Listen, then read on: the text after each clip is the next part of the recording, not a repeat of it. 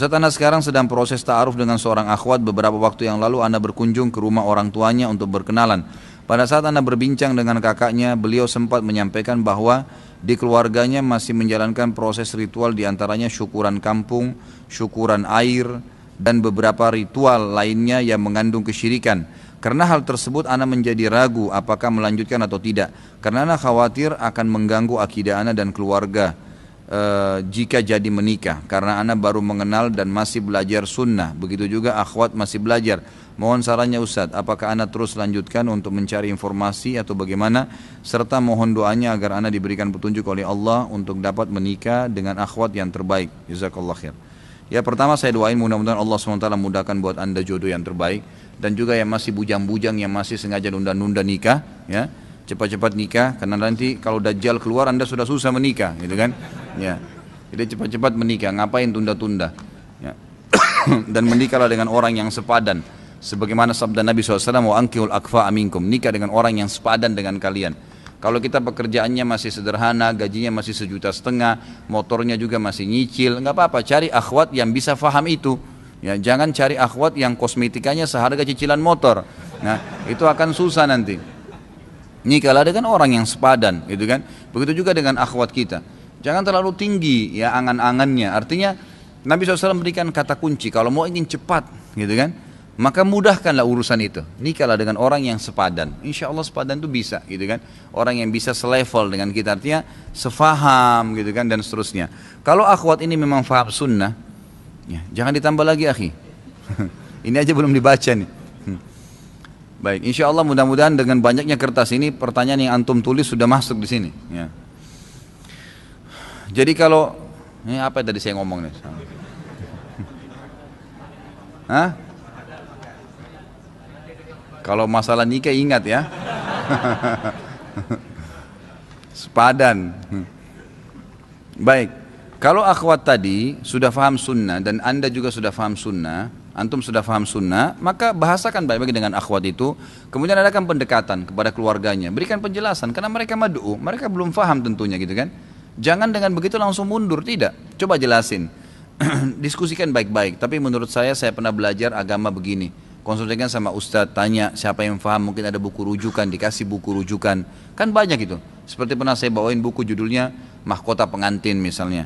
Coba dikasih di Stabilo beberapa poin di situ berhubungan dengan masalah agenda-agenda acara perkawinan. Atau Anda datangkan, ada DVD saya itu Manajemen Rumah Tangga Islami, itu juga ada menjelaskan banyak panjang lebar tablik akbar di Malang waktu itu, dan saya jelaskan bagaimana acara-acara ritual secara syar'i, gitu kan. Yang penting kita cari berkahnya, bahasakanlah baik-baik, anggap mereka sebagai mad'u, lalu doakan mereka. Insya Allah Allah bukain hatinya, mudah-mudahan, gitu kan. Saran saya begitu, jangan dulu mundur. Kecuali Anda sudah ikhtiar, sudah berusaha, kemudian memang tidak ada titik temunya, memang tetap ngotot kalau nikah harus begini. Ini ukhtinya harus buka jilbab, nanti kamu harus dimandikan kembang 7 warna atau apa saja, yang jangan, kan? Nggak usah. Mohon maaf saya nggak bisa, dan insya Allah ikhtiar dengan orang lain, ukhtinya juga mudah-mudahan dimudahkan jodohnya dengan orang lain. Jika dunia milik orang kafir, apa kita tidak perlu mengungguli mereka dalam bidang sains atau teknologi? Tentu di sini maksudnya dunia untuk orang kafir, maksudnya dunia menjadi target mereka.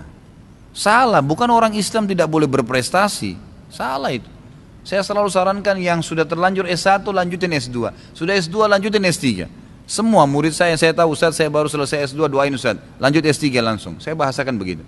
Saya langsung motivasi untuk kejar gelar akademik tertinggi. Saya udah baru istri saya melahirkan Ustaz, anak saya doain baik, mudah-mudahan juga Allah tambahin lagi keturunan. Saya doakan dengan kebaikan.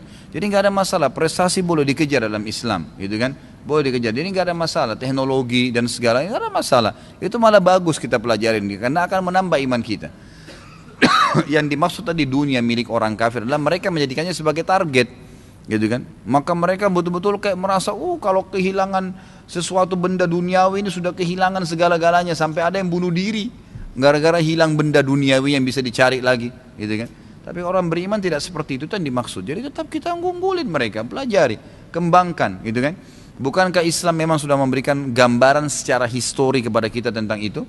Pernah kan saya jelaskan ya, bahwasanya sampai sekarang negeri barat berkembang itu dengan banyaknya teori-teori yang diambil dari orang-orang Islam, gitu kan? Dalam kedokteran ada Ibnu Sina, dalam matematika ada Abdul Jabbar. Dalam masalah penerbangan pesawat tuh, yang paling pertama mempraktekkan membuat sayap seperti hewan dan loncat dari sebuah gunung yang tinggi itu seseorang ilmuwan Muslim dari Spanyol bernama Abbas. Dan Abbas itu, ya, rahimahullah, waktu beliau kepakan sayap yang dibuat dengan dia, ya, itu tidak mati. Mereka berhasil terbang beberapa langkah dan turun pada saat itu. Tapi yang dipraktekkan oleh salah satu, ya, ilmuwan dari Inggris dan dari Amerika waktu itu, mereka jatuh kan, mati, gitu kan. Ini enggak, itu ada fakta-fakta sejarahnya semua. Jadi umat Islam di zaman dulu mencatat, ya, sejarah dunia. Sampai sekarang ilmu matematika dari teori orang Islam, kedokteran itu dari orang Islam, gitu kan. Dan banyak sekali yang lain-lainnya. Memang sekarang yang mengadakan survei banyak penelitian orang-orang kafir. Dan ulama mengatakan ini bukan menutup orang Islam harus melakukan hal yang sama. Tetapi hikmah yang paling besar yang bisa diambil adalah Allah membiarkan orang-orang kafir menghabiskan sampai jutaan dolar uang mereka. Mengadakan penelitian di langit, ya, naik, terbang, melihat dan segalanya. Di daratan, di lautan. Dan ujung-ujungnya itu hanya untuk nanti Allah titik beratkan mereka sampai ke sebuah poin mereka cuma mengatakan luar biasa ada pencipta, gitu kan. Kita orang Islam memang sudah yakinin itu. Sudah yakinin, jadi tidak ada masalah kembangin itu. Dan itu orang kafir hanya mereka menjadikan dunia sebagai target. Kita hanya sebagai tempat mampir saja. Jadi kita sedang terkena azab kubur. Apakah doa anak kita yang soleh dapat meringankan, menghilangkan azab tersebut? Bisa. Bisa. Doa orang soleh, doa anak, istighfar, ya, orang-orang yang pernah kita bantu bisa. Bahkan bisa menghilangkan sama sekali. Karena pengampunan dosa bisa berlaku terus kan. Jadi sementara kita diistighfari, misalnya ada orang Islam mengatakan Allahumma gfir lil muslimina wal muslimat, itu diampuni. Ada yang diampuni, tapi berapa Allahu alam, kita tidak tahu kadarnya, kan? Makanya ulama bilang beranjak daripada hadis Nabi SAW yang berbunyi, orang mukmin kalau melakukan satu dosa kecil maka dia akan merasa seperti sebuah gunung yang besar di punggungnya. Tapi kalau orang munafik melakukan dosa besar, dia anggap seperti lalat yang hinggap di hidungnya lalu dia usir seperti ini. Artinya apa? Tidak pernah ditahu kadar dosa itu, ya. Walaupun dia kita anggap kecil, misal hanya melihat seseorang yang haram. Oh, ini cuma melihat kok, mungkin dosa kecil. Kita nggak tahu, mungkin itu dosanya 100 gunung, kita nggak tahu. Atau mungkin bisa saja kebaikan. Kata Nabi SAW, la tahkiranna minal ma'rufi syai'a. Jangan pelit-pelit dengan sebuah kebaikan. Bisa saja senyum dengan muslim pahalanya 100 gunung. Kita nggak tahu, gitu kan? Jadi jangan pelit dengan kebaikan, jangan anggap remeh dosa. Ya, ini juga sudah pernah saya jelaskan di dosa besar yang sebelumnya. Mungkin yang ke-70 berapa itu. Jangan merasa aman dengan makar Allah. Panjang lebar pernah saya jelaskan. Silakan Anda kembali ke web saya, ada dosa besar yang ke-73 atau 74 itu. Apakah sholat taubat ada tuntunannya? Kalau ada, bagaimana tata cara yang benar? Ada. Hadis Nabi SAW yang sahih diriwayatkan Imam Ahmad yang berbunyi, tidak ada seorang hamba pun yang melakukan sebuah dosa umum, ya, besar atau kecil, Allahu a'lam, tapi yang jelas dosa, kemudian dia bersuci, berwudu yang sempurna, kemudian dia sholat 2 rakaat lalu beristighfar kepada Allah, kecuali Allah akan ampuni. Maka ulama, ya, fikih mendaskan ini adalah sholat taubat. Jadi boleh saja sholat 2 rakaat biasa, wudu yang sempurna. Yang penting jangan di waktu yang dilarang sholat sunnah, ya, seperti subuh sampai terbit matahari dan asar sampai terbenam matahari, ini jangan sholat pada saat itu. Selain itu silahkan Anda sholat dengan niat taubat. Sebagian ulama menitik beratkan karena ibadah sunnah ada pendapat sebagian ulama boleh menggabungkannya. Jadi kalau ada sebagian, ya, ijtihad sebagian ulama, mereka kalau sholat masuk masjid, tahiyat masjid nih, Allahu Akbar, niat dalam hatinya, diniatkan juga sholat taubat. Jadi terus diniatkan sama dia. Kecuali dia secara khusus buat dosa, maka secara khusus juga dia wudu untuk sholat 2 rakaat itu. Bagaimana hukumnya bekerja di bank syariah? Ya paling tidak, ya itu sudah ada fatwa-fatwa dari para ulama Indonesia. Ada majelis ulama yang membolehkan, mengatakan itu lepas dari riba. Jadi teman-teman yang masih di bank konvensional minimal kenal keterampilannya di situ, skillnya itu hijrah di bank syariah. Mudah-mudahan insya Allah kita berharap Allah berkahi dan mudahkan dan tidak haram. Bagaimana pandangan Ustadz tentang bank syariah yang ada di Indonesia? Saya terus terang tidak pernah berinteraksi secara sistem ke dalam, ya. Saya pernah diminta pada saat itu oleh salah satu perbankan besar syariah di Indonesia untuk menjadi salah satu dari dewan syariah, gitu kan. Tapi saya tidak meluangkan waktu untuk itu karena saya berpikir akan banyak meninggalkan majelis ilmu saya nantinya dan akhirnya berbaur dengan hal-hal yang saya tidak tahu, kalau sudah terlanjur masuk nanti akan sulit keluar. Maka pada itu saya tidak mengiyakan, dan Allahu alam saya tidak pernah tahu sistemnya di dalam. Yang jelas Anda boleh kembali kepada fatwa ulama-ulama kita sudah ada di Indonesia. Bagaimana hukumnya menyimpan uang di bank syariah atau bank konvensional? Kalau bank syariah boleh saja. Kalau bank konvensional ini masih khilaf di antara ulama tentang masalah bolehnya. Dikatakan kalau seandainya Anda tidak terlibat, ini pendapat yang paling ringan ya. Kalau seandainya Anda tidak terlibat dengan bunganya, dengan sistem, dengan bunga yang diberikan ya, jadi antum tidak ambil hasilnya, hanya sekitar menggunakan fasilitas, masih dibolehkan. Masih dibolehkan. Ini sebagian dari pendapat ulama ya. Ada yang lain mengatakan mutlak tidak boleh. Tapi yang umumnya mengatakan boleh saja, karena tidak mungkin orang simpan uangnya misalnya 1 miliar di rumahnya, sementara memang tidak ada bank syariah di situ. Misal, maka lebih baik dia meletakkan di bank, yang penting dia tidak terlibat dengan bunganya. Termasuk seperti tadi fatwa para ulama-ulama kita di Mesir tentang masalah bolehnya mengambil bunganya di bank konvensional pada saat pengusaha-pengusaha itu khawatir digunakan untuk membunuh kaum muslimin. Berarti memang mereka membuka di bank itu, gitu kan? Jadi selama antum tidak terlibat dengan bunganya, insya Allah masih boleh. Apa hukumnya bagi wanita haid yang masuk ke masjid ingin mendengarkan ceramah? Ini juga khilaf di antara ulama ya. Ada pendapat, kalau saya pribadi awalnya saya berpegang pada pendapat tidak boleh awalnya ya. Sebab memang ada hadis-hadis Nabi SAW memang yang melarang junub, haid, nifas itu untuk menyentuh masjid. Menyentuh masjid artinya masuk ke dalam fisik masjid yang dipakai sholat. Tapi tidak ada dalil secara khusus karena dianggap mereka ini dalam keadaan tidak suci, ya gitu. Maka tidak boleh masuk ke dalam masjid, apalagi menjadikannya sebagai tempat untuk lewat. Tapi akhirnya ada pendapat ulama yang saya kemarin sempat diperlihatkan oleh beberapa orang ikhwah, Ustaz ini ada pendapat ini dalilnya begini. Katanya ada banyak dalil-dalil dan athar yang membolehkan wanita haid dan nifas masuk di masjid kalau dalam keadaan darurat. Dalam kondisi mereka tidak mengotori masjid dengan kotorannya itu, gitu kan, dengan darahnya, dan mereka darurat harus masuk masjid, misalnya terjadi gempa, bencana, dan tidak ada tempat berlindung kecuali masjid, atau untuk majelis ilmu, maka ini umumnya masih ada ulama yang membolehkan. Allahu alam. Tapi kalau hanya untuk baring-baring, hanya untuk janjian sama teman, maka ini tidak boleh. Ya, mutlak diambil pendapat yang tidak boleh. Saya mau tanya, apakah suami bertanggung jawab atas dosa yang istrinya kerjakan? Dalam hal ini suaminya masih tidak tahu dalam hal agama. Dan apakah suami bisa menolongnya, meringankan dengan doa apabila istri tersebut sudah meninggal? Kalau suami tahu dosa yang dibuat oleh istri dan dia tidak ingatkan, dia bertanggung jawab. Tapi kalau dia sudah ingatkan, enggak. Nabi Lut alaihissalam contohnya, istrinya meninggal dalam keadaan kafir kan? Nabi Lut sudah dakwain, Nabi Nuh, dua nabi ini istrinya, teman tidurnya, itu kan, yang dampingi hidupnya, yang buatin masakan, makanan, yang cuciin bajunya, kafir dan kena azabnya Allah. Tenggelam, istri Nabi Nuh tenggelam bersama anaknya Kan'an, ya, dan juga istrinya Nabi Lut tenggelam bersama dengan dihukum bersama dengan kaumnya. Ya sudah didakwain, kalau sudah dakwain berarti lepas tanggung jawab. Kalau tidak didakwain maka ini yang bertanggung jawab, gitu kan? Kalau seandainya memang istrinya pernah berbuat salah dan dosa, maka tentu saja suaminya boleh doakan agar Allah SWT ampuni dan maafkan. Mohon sarannya bagaimana meyakinkan orang tua agar menerima wanita pilihan kita yang memakai cadar. Jelaskan, pastikan dia nolak karena dia belum paham apa itu cadar, kenapa harus pakai cadar. Berikan penjelasan. Ikhwas sekalian, dulu antum sebelum paham pengajian sunnah, gitu kan? Mungkin antum pun a priori, antum pun merasa tidak nyaman dengan orang yang berjenggot misalnya, atau orang yang wanita yang bercadar atau pakai jilbab besar. Tapi setelah antum faham dengan ilmu, antum kan jadi bisa menerimanya, gitu kan? Bahkan berharap punya pasangan yang seperti itu. Maka begitu pula dengan orang tua kita, karena mereka belum faham, keluarga kita, jangan langsung dibenci. Mereka mad'u, tunjukkan, jelaskan, berikan buku. Ini loh, perempuan ini pakai cadar karena perintah agama, gitu kan?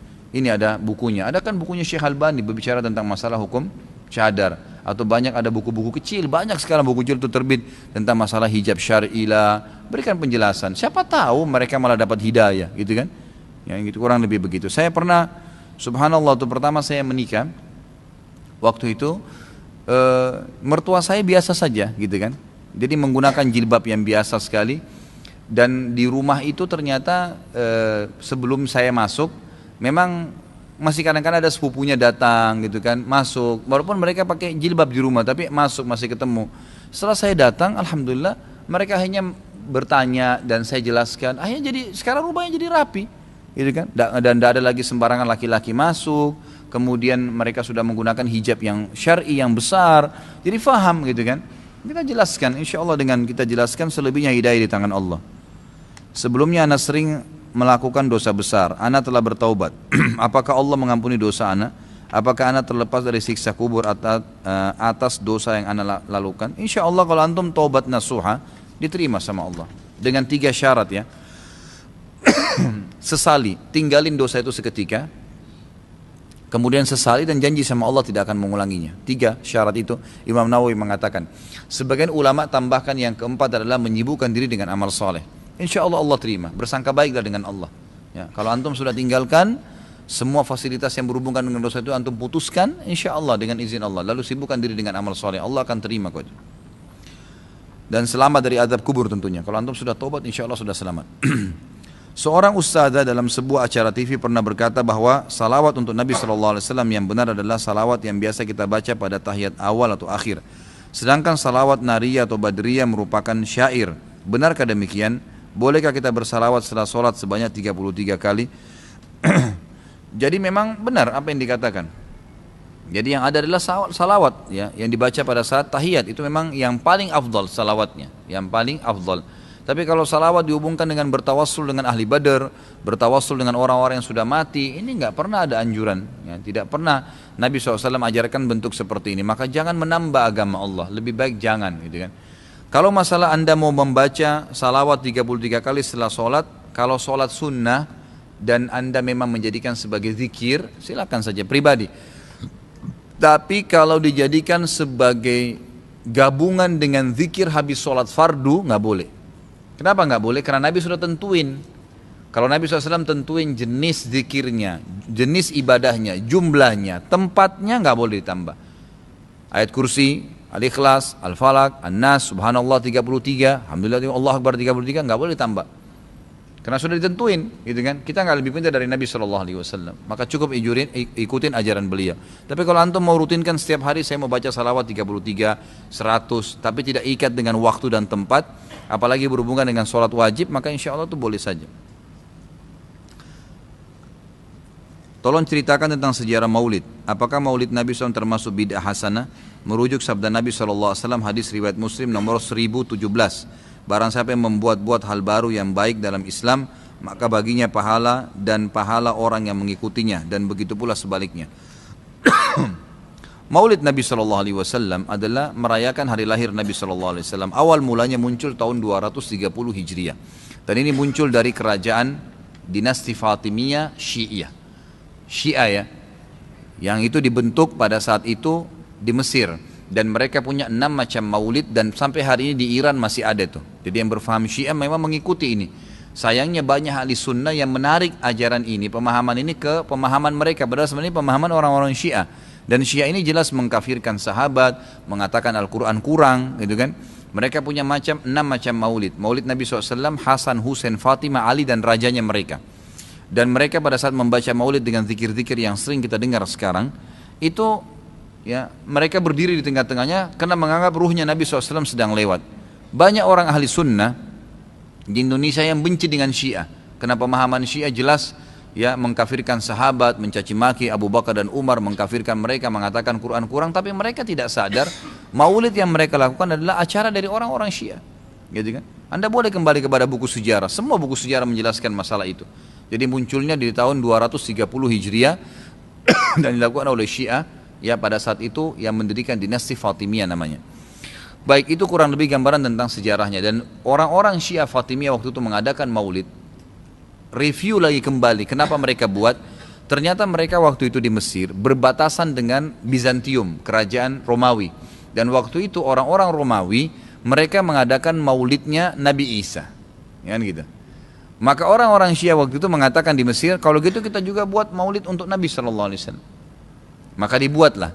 Dan sekarang anda boleh tanya kepada siapapun, kiainya, habibnya, tanya, apakah Nabi SAW pernah melakukan maulid kayak anda lakukan nih? Berzikir, baca salawat, berdiri, nganggap ruhnya Nabi sedang lewat, pernah? Pasti kalau mereka jujur mereka akan mengatakan tidak pernah. Ditanya, lalu kenapa anda lakukan? Bentuk cinta kepada Nabi SAW. Bentuk cinta itu harusnya mengikuti dan mencontohi dan melakukan apa yang dicontohkan dan diperintahkan saja, nggak menambah, gitu kan? Karena kalau kita menambah seakan-akan kita menganggap Nabi SAW masih ada yang belum disampaikan. Para Nabi sudah pada saat meninggal menyampaikan semua. Apa kata Ibnu Katsir rahimahullah? Beliau mengatakan kalimat yang mulia pada saat menafsirkan surah Al-Maidah ayat 3. Al-yawma akmaltu lakum dinakum wa atmamtu alaikum ni'mati wa raditu lakumul Islam madina. Hari ini aku sempurnakan agama kalian, nikmatku untuk kalian, dan aku ridho Islam sebagai agama kalian, kata Ibnu Katsir.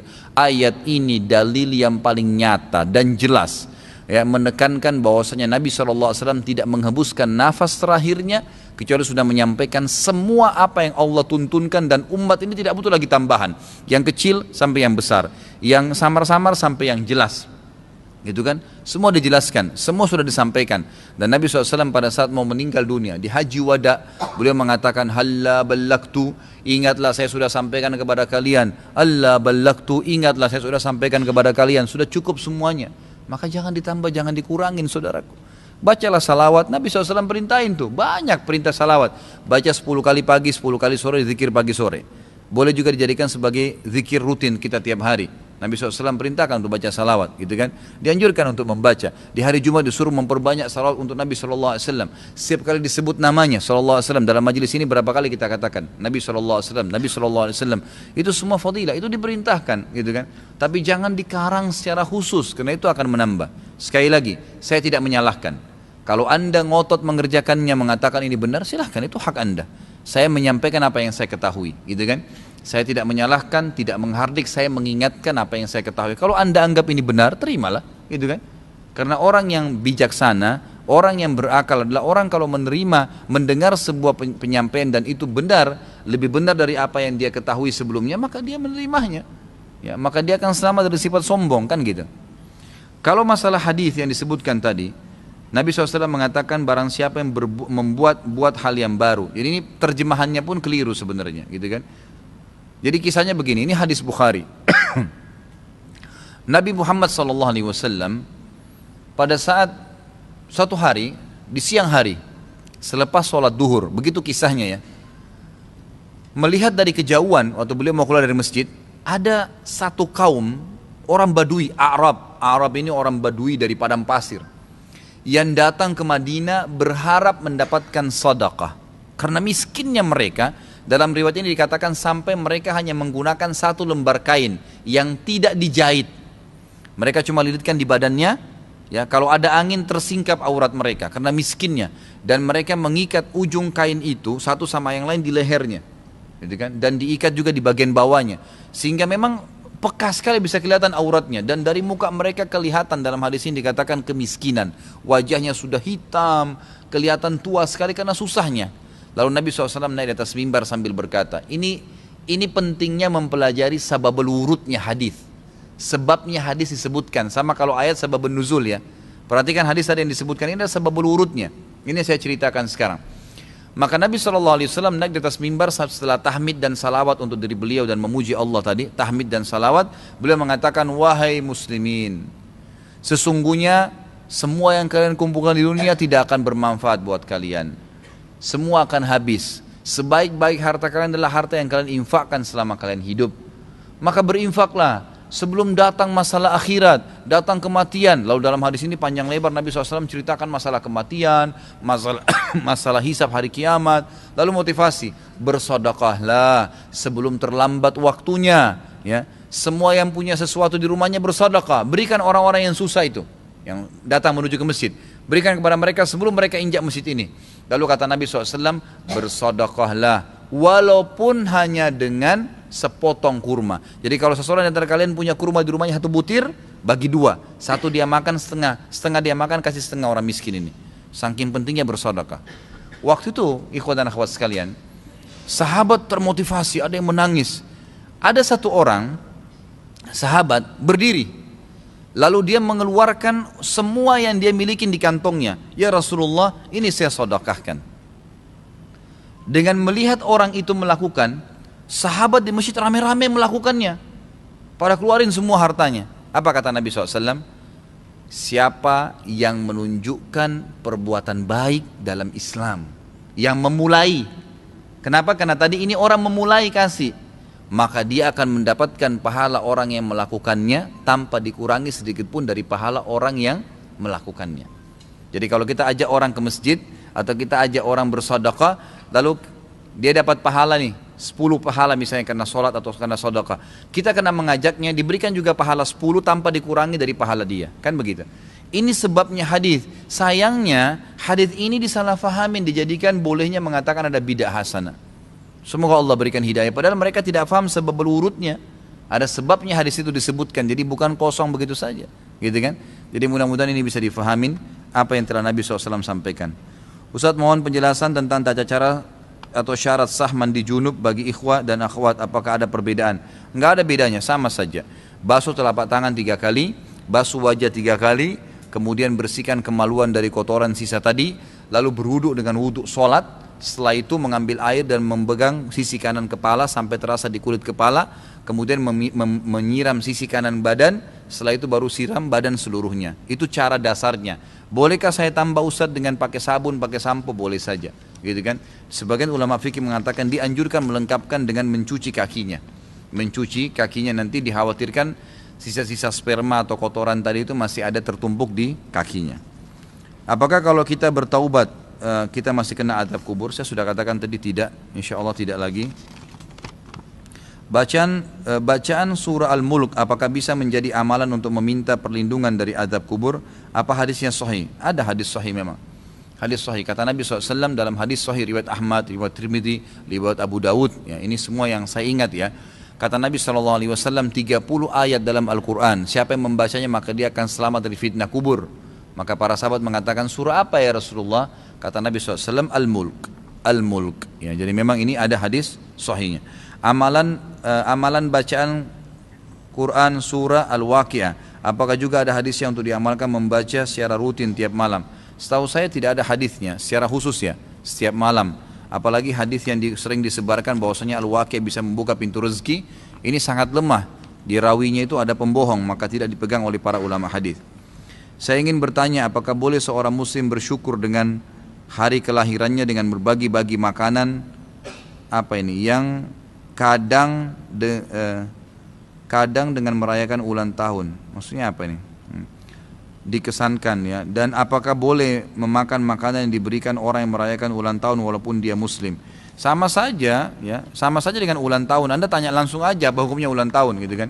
Ya, setahu saya tidak boleh, setahu saya. Dan tidak usahlah sibuk dengan ulang tahun ini. Kenapa sibuk dengan ulang tahun? Gitu kan? Kalau Anda tidak ulang tahun, kenapa? Coba saya tanya. Kalau enggak ulang tahun, umurnya jadi pendek. Ya, atau badannya tinggi jadi pendek? Enggak ada. Nabi SAW enggak pernah rayain ulang tahunnya, enggak usah sibuk ulang tahun tiap tahun, gitu kan?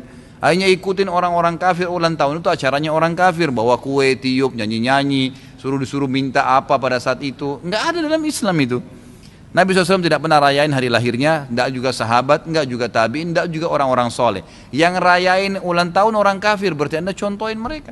Orang soleh kita enggak ada yang rayain, gitu kan? Dan begini ikhwas dan akhwat sekalian, kalau Anda hadir di majelis ilmu, mohon maaf ini saya bahasakan ya, ini bukan seremoni nih, ini Anda hadir di sini, ini bukan untuk ngeramein saja. Antum sudah duduk 2 jam, pegel juga kakinya pasti, gitu kan? Ini bukan datang hanya untuk sekedar, oh ustadznya bagus ya, oh materinya bagus ya, oh ini, bukan, oh ajakan teman saya, jangan itu ikhwah dan akhwat sekalian. Saya datang untuk mengetahui hukum Allah dan saya terapkan dalam kehidupan saya. Itu pentingnya majelis ilmu. Kalau antum hadir di majelis ilmu, ada orang 10 tahun majelis ilmu, majelis taklim tiap hari, tiap minggu mungkin, tapi tidak berubah-berubah, nggak ada manfaat ilmu itu buat dia. Apa manfaatnya? Ikhwah sekalian, masalah ulang tahun memang tidak pernah ada perintah dari Nabi SAW, tidak pernah contoh dari para sahabat. Yang ada dari orang-orang kafir, kita tahu kan ulang tahun dari orang kafir, sampai sering memang bahasa Inggris, ya. Happy birthday memang begitu, memang dalam bahasa Inggris, nggak ada dalam bahasa Arab tuh, gitu kan? Memang dalam bahasa Inggris nanti diterjemahkan, nyanyi-nyanyinya pun sama, tiup lilinnya juga sama, tasyabuh. Apa kata Nabi SAW? Man tasyaba biqaumin fahuwa minhum. Siapa yang mencontohi satu kaum maka dia termasuk golongan dari kaum itu. Untuk apa ikhwah? Tanya begini, kalau saya tidak ulang tahun kenapa? Gak ada apa-apa.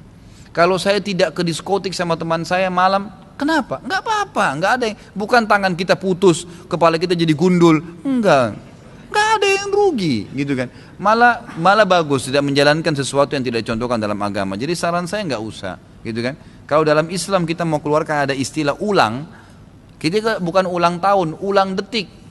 Karena kita nggak bisa jabat jaminan tiap detik ini kita setiap saat nih malaikat maut mengejar kita, kan gitu. Kata Nabi SAW, hati-hatilah di belakang kalian ada malaikat yang tidak pernah, yang sangat cepat, tepat, dan kalau sudah datang tidak pernah terlambat sedikit pun.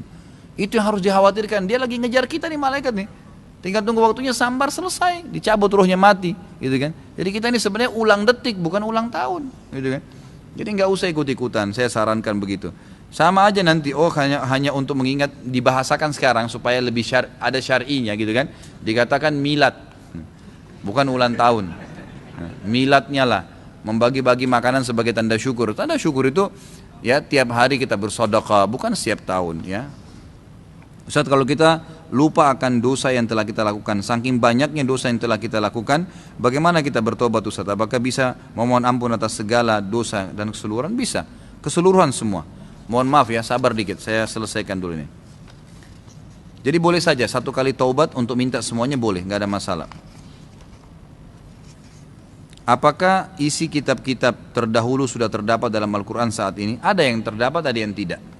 Ada yang terdapat, yang masih berhubungan dengan syariat Allah SWT sekarang, syariat Nabi Muhammad SAW, jadi masih dinukil. Kalau yang tidak lagi, ya tidak ada lagi. Jadi memang itu jelas dipaparkan dalam banyak ayat Al-Quran, bahwasanya Al-Quran cuma datang untuk mengingatkan kesalahan-kesalahan Bani Israel, gitu kan?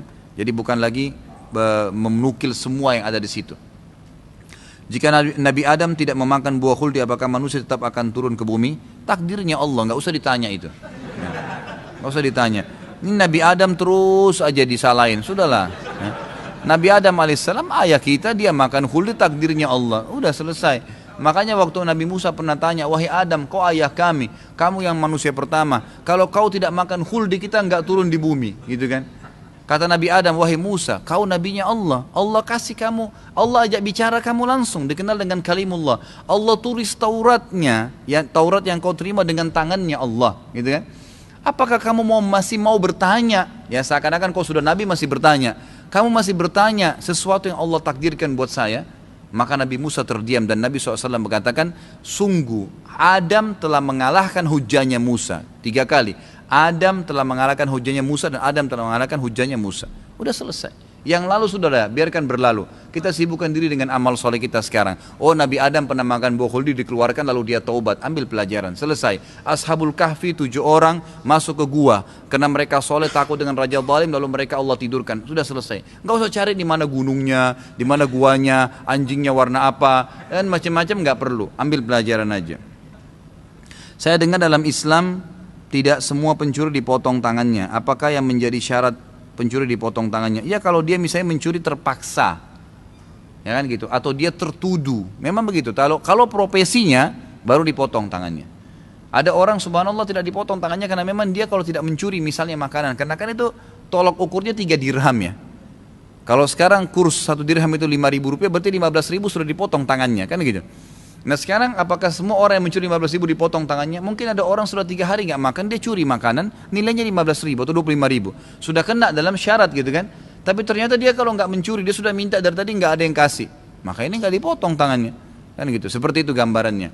Jadi memang yang dipotong yang memang profesinya, sengaja memprogramkan itu.